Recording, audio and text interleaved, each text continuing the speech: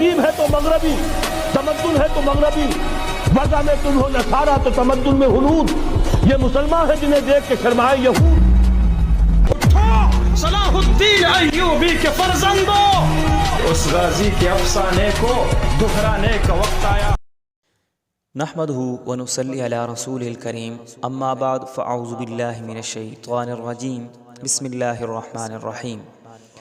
یا ایھا الذین آمنوا ان جاءکم فاسق بنبأ فتبینوا ان تصیبوا قوما بجہالہ، وقال النبی صلی اللہ علیہ وسلم بدأ الاسلام غریبا وسيعود كما بدأ فتوبى للغرباء او كما قال علیہ الصلوۃ والسلام۔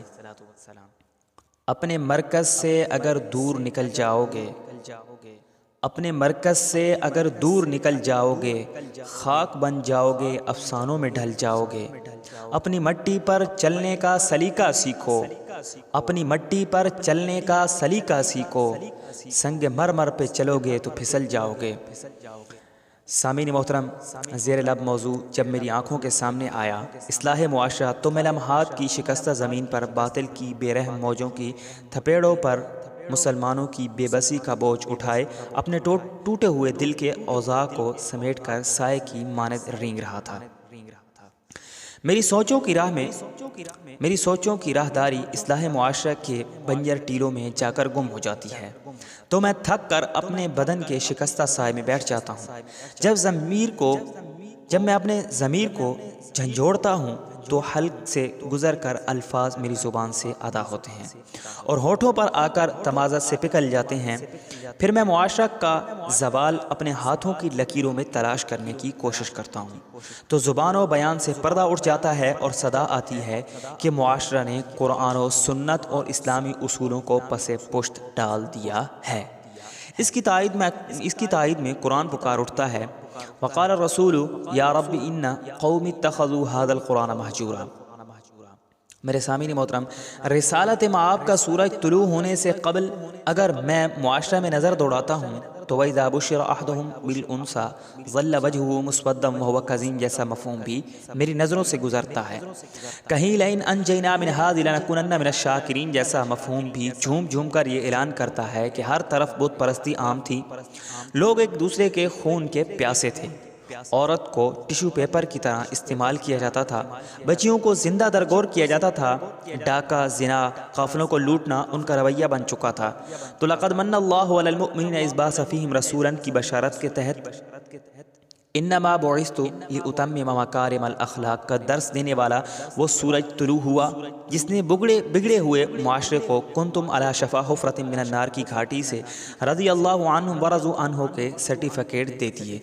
جو ایک دوسرے کے خون کے پیاسے تھے وہ رحماء بینہم کے مصداق بن گئے۔ جس بیٹی کو زندہ درگور کیا جاتا تھا اس بیٹی کو گھر کی رحمت کا پروانہ عطا کیا گیا۔ جو ایک دوسرے کے مال کے لٹیرے تھے وہ ایک دوسرے کے مال کے محافظ بن گئے۔ ارباب علم و دانش، وہ عورت جس کے حقوق کو پامال کیا جاتا تھا اور گھر میں اس کو لونڈی سمجھا جاتا تھا، میرے آقا انعامدار حضرت محمد مصطفیٰ صلی اللہ علیہ وسلم نے اس کو فوق الثریا کی بلندیوں تک پہنچا دیا۔ وہ عورت جو کانٹوں کے بستر پر تھی اس کو پھریرے کے سیٹ پر بٹھا دیا۔ وہ عورت جو برباد تھی، ناشاد تھی، اللہ کے آخری نبی نے عورت کو ذلت و پستیوں کی گہرائیوں سے اٹھا کر عظمت و رفعت کے بلند مقام پر فائز کر دیا۔ وہ لوگ جو در در کی ٹھوکریں کھاتے تھے اور بتوں کے سامنے اپنی پیشانی جھکاتے تھے ان کو فدع اللہ مخلصین لہ الدین کی راہ پر لگا دیا۔ تو پھر شاعر تڑپ جاتا ہے کہ بھنور سے لڑو تند لہروں سے الجھو، بھنور سے لڑو تند لہروں سے الجھو، کہاں تک جلو گے کنارے کنارے، کہاں تک چلو گے کنارے کنارے۔ ارباب علم و دانش، آج ہمارا معاشرہ اخلاقی بحران کا شکار ہے۔ کبھی کبھی ایسا مرحلہ بھی آ جاتا ہے کہ محسوس ہوتا ہے کہ ہمارے معاشرے میں کردار و کیریئر نام کی کوئی چیز ہی نہیں رہی۔ مغربی تہذیب کی طرح چلتا پھرتا اٹھتا بیٹھتا نظر آتا ہے، مگر اخلاقی پستی و اخلاقی زوال بھی ہمارے معاشرے کا مقدر بن چکا ہے۔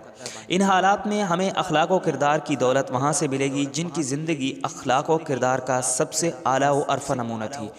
فرمان الہی ہوتا ہے لقد کان لکم فی رسول اللہ اسوۃ حسنہ، جس نے اپنی آمد کا مقصد یہ بتایا ہے کہ بعثت لأتمم حسن الاخلاق۔ کہیں زبان نبوت سے اعلان ہوتا ہے کہ تمنعہ من الظلم فذلک نصرک ایاہ، کہیں خاتم النبیین کی زبانی اعلان ہوتا ہے لا یرحم اللہ من لا یرحم الناس۔ تو شاعر کہتا ہے کہ رہتے ہیں اور بھی فرعون میری گھات میں اب تک، رہتے ہیں اور بھی فرعون میری گھات میں اب تک، مگر کیا غم کہ میری آستین میں ہے ید بیضا۔ ذی قدر سامعین، آج معاشرے کا انحطاط جو ہے وہ مغربی تہذیب بن چکا ہے۔ آج معاشرہ انحطاط کا شکار ہے۔ ہم نے قرآن کو چھوڑ کر مغرب کی پیروی کرنے میں عافیت سمجھ رکھی ہے اور چادر اور چار دیواری کے تقدس کو بالائے طاق رکھ دیا ہے۔ تو پھر اپنے معاشرے میں پھیلی ہوئی جاہلیت اور کفر و شرک پر مبنی ماحول نے بھی ہماری عورتوں کو جو ہے ان کے عقائد کو بگاڑنے پر مجبور کر دیا ہے۔ آج جو ہے ہمارا معاشرے کے اندر یہ پھیلی ہوئی جاہلیت اور کفر و شرک پر مبنی ماحول نے بھی عورتوں کے عقائد کو اس طرح بگاڑ کر رکھ دیا کہ معاشرے کی بہتری کے لیے جو ہمیں اصول اپنانے چاہیے تھے، ہم نے ان اصولوں کو چھوڑ دیا۔ اسلام کے اصول پر چلنا ہوگا اور انما المؤمنون اخوۃ کا مصداق بننا ہوگا۔ سامعین محترم، جیسا کہ آپ جانتے ہیں کہ ہمارا موضوع آج کا اصلاح معاشرہ کے متعلق تھا، تو اصلاح معاشرہ کے اندر جو ہے اصلاح معاشرہ کے لیے اللہ رب العزت نے ہمیشہ ہر قوم ہر معاشرے کو سمجھانے کے لیے ہر قوم کے اندر ایک نبی اور پیغمبر بھیجا، ایک رسول بھیجا، ایک پیغمبر اور رسول بھیجا اور ہر قوم کو سمجھایا۔ پہلے قبیلوں میں آتے تھے، پھر شہروں میں آئے، پھر اللہ رب العزت نے خاص امت کے لیے مقرر کیے۔ لیکن میرے اور آپ کے پیغمبر آخر الزماں حضرت محمد مصطفیٰ صلی اللہ علیہ وسلم واحد وہ پیغمبر ہیں، واحد وہ نبی ہیں کہ جو پوری دنیا کے لیے رحمت بن کر آئے اور پوری دنیا کو سنوارنے کے لیے آئے۔ نبی علیہ الصلوۃ والسلام کے علاوہ کوئی بھی کسی بھی نبی کو ختم نبوت کا ٹائٹل نہیں مل پایا، لیکن اللہ رب العزت نے جب اپنے آخری پیغمبر کو بھیجا تو اس آخری پیغمبر کے اندر وہ تمام کوالٹیز رکھ دیں جو پچھلے تمام پیغمبروں کو ایک ایک کر کے دی تھی۔ اللہ رب العزت نے نبوت کی مہر جو ہے یہاں پر ختم کر دی اور ختم نبوت کی مہر نبی علیہ الصلوۃ والسلام کے اوپر لگا کر توڑ دی۔ جیسا کہ ہم کہتے ہیں کہ جسٹس صاحب نے جو ہے فیصلہ کر دیا اور پین کو توڑ دیا، اللہ رب العزت نے بھی ختم نبوت کی مہر کو توڑ دیا کہ یہاں پر بس نبوت ختم، اب اس سے آگے کوئی نبی نہیں آنے والا۔ تو آج ہم معاشرے کے حالات کو دیکھتے ہوئے بہت ہی ڈر جاتے ہیں کہ یار ہمارے بچوں کا فیوچر کیا ہوگا، ہمارے بچے کس راہ پر چل رہے ہیں۔ یار مجھے تو حیرانگی ہوتی ہے، خدا کی قسم بچوں کو کرکٹ کھیلنے کے لیے ٹائم دے دیتے ہیں ماں باپ، لیکن یہ نہیں پوچھتے کہ اس نے آج نماز پڑھی ہے یا نہیں، کیا اس نے آج اسکول کا ہوم ورک کیا ہے کہ نہیں، کیا وہ آج مدرسہ کی کلاس میں گیا ہے یا نہیں، کوئی بات نہیں، کھائے پیے کرکٹ کھیلے اور شام کو جب واپس آتا ہے تو پھر باپ جو ہے اس کو گلے لگاتا ہے کہ آجا بیٹا تو نے بہت اچھا کام کیا ہے، حالانکہ اسے یہ نہیں پتا کہ اس نے نماز نہیں پڑھی، اس نے قرآن کی کلاس نہیں لی، اس نے اپنا ہوم ورک نہیں کیا۔ تو یہ ہمارا حال ہے کہ ہمارے بچے اس طرح مستقبل میں ترقی کریں گے، کبھی بھی نہیں ہو سکتا۔ اگر آپ اپنے معاشرے کو سدھارنا چاہتے ہیں تو آپ کو قرآن اور سنت کو تھامنا ہوگا، قرآن کے احکامات کو ماننا ہوگا، یعنی اللہ رب العزت کے حکم کو ماننا ہوگا اور نبی علیہ الصلوۃ والسلام کے طریقوں پر چلنا ہوگا۔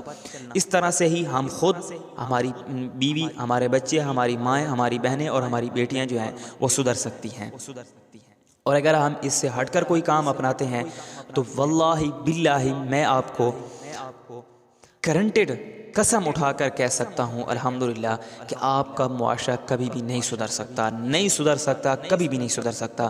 تو پلیز اپنے آپ کو اسلامی اصولوں کے مطابق ڈھالیے، اپنی اولاد کو اسلام سکھائیے، اپنے اولاد کو ایک اسلامی معاشرے کے مطابق ان کو سنواریے تاکہ وہ آنے والے مستقبل میں آپ کے کام بھی آئیں، ان کی دنیا بھی سنور جائے اور ان کی آخرت بھی سنور جائے اور معاشرہ بھی سنور جائے، اور اس سب کا پھل آپ کو بھی ملے اور آپ کے بچوں کو اور آنے والی نسل کو، اور سب سے مین چیز جو ہے وہ یہ کہ ہمارے ملک کو اس سے فائدہ ہو۔ ہاں، یہ بہت ہی پوائنٹ والی بات ہے کہ لوگ سمجھتے ہیں کہ ہمارے ملک کے اندر جو ہے فلاں چیز سے جو ہے معاشرہ ٹھیک ہو سکتا ہے، فلاں چیز سے فلاں سپیکر جو ہے وہ ایسی بات کرے گا تو لوگ اس بات کو سمجھیں گے اور بات مانیں گے، ایسا کبھی بھی نہیں ہو سکتا۔ وہ سپیکر 2 دن بات کرے گا، وہ شخص 2 دن بات کرے گا، 3 دن بات کرے گا، اس کے علاوہ کوئی عمل کرنے والا نہیں ہے۔ لیکن اللہ رب العزت نے جو اپنی کتاب بھیجی ہے، یہ ایک ایسی نور والی کتاب ہے، جو شخص اس کو سنتا ہے، اس کی باتوں کو دیکھتا ہے، وہ شخص عمل کرنے پر مجبور ہو جاتا ہے۔ دعا ہے کہ اللہ رب العزت ہمارے معاشرے کو سدھرنے کی توفیق عطا فرمائے، اور سب سے مین چیز کہ اللہ رب العزت مجھے سدھرنے کی توفیق عطا فرمائے۔ وما علینا الا البلاغ المبین۔